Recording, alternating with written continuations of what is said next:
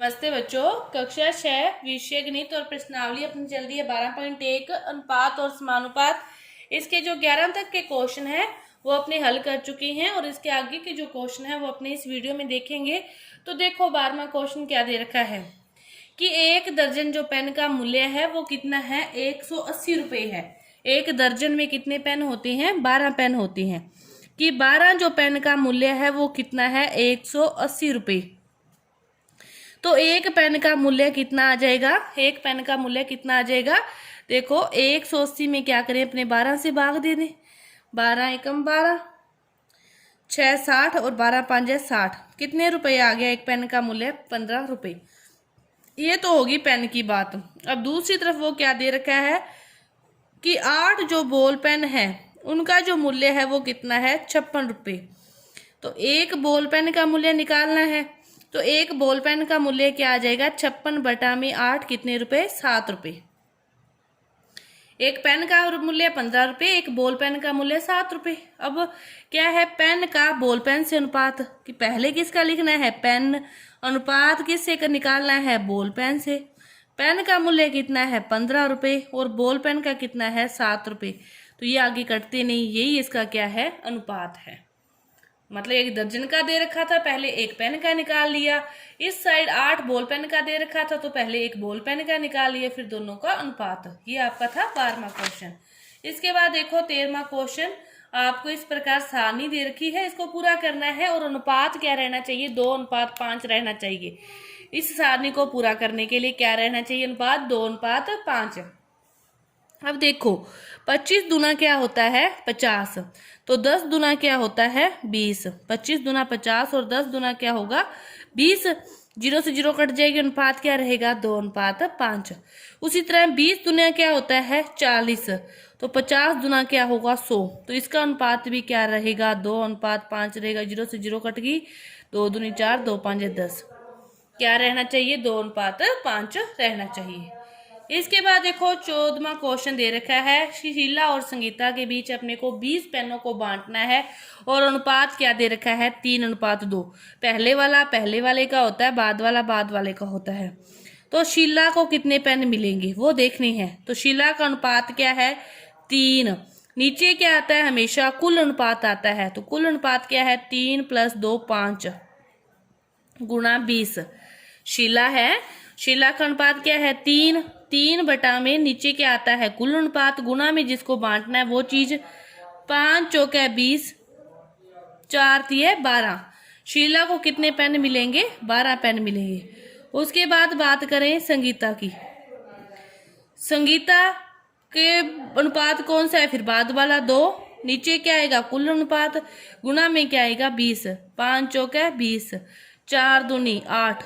संगीता को कितने पेन मिलेंगे, 8 पेन मिलेंगे। शीला का अनुपात पहले ऊपर, मतलब अनुपात दे रखा हो और किसी चीज को बांटना हो तो पहले उसका अनुपात, बटा में अनुपातों का योग और गुना में जो चीज बांटनी है वो लिखी जाती है। ये था आपका 14वां क्वेश्चन।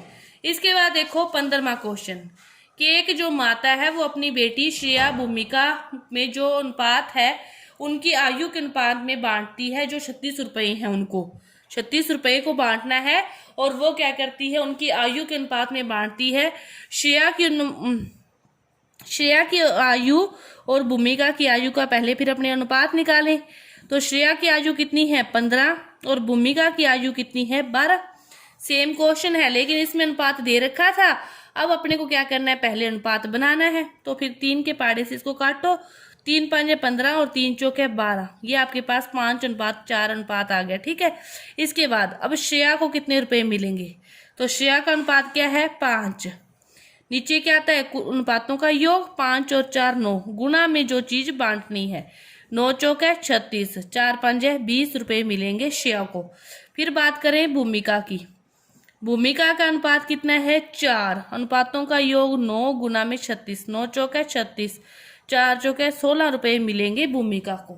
श्रेया को मिलेंगे 20 रुपये और भूमिका को मिलेंगे 16 रुपये। इसके बाद देखो 16वां क्वेश्चन क्या दे रखी है, पिता की आयु दे रखी है और पुत्र की आयु दे रखी है। पहला अनुपात जो पूछा है, इनकी वर्तमान आयु का अनुपात ही पूछा है। तो पिता की आयु, फादर की आयु अनुपात सन की आयु, पिता की कितनी है 42 अनुपात 14।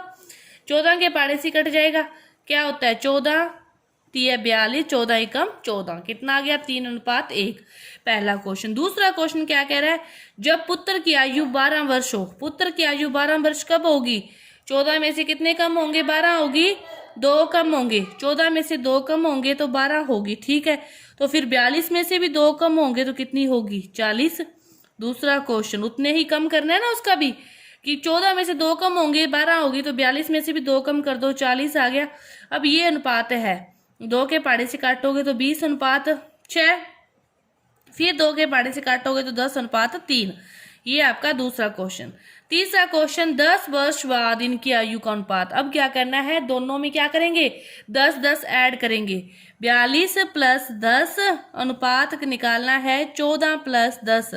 42 में 10 ऐड किए 52, 14 में 10 ऐड किए 24, फिर 2 से काटे इनको तो क्या आएगा 26 अनुपात 12, फिर 2 से काटोगे तो आ जाएगा 13 अनुपात 6, कितना आ जाएगा 13 अनुपात 6।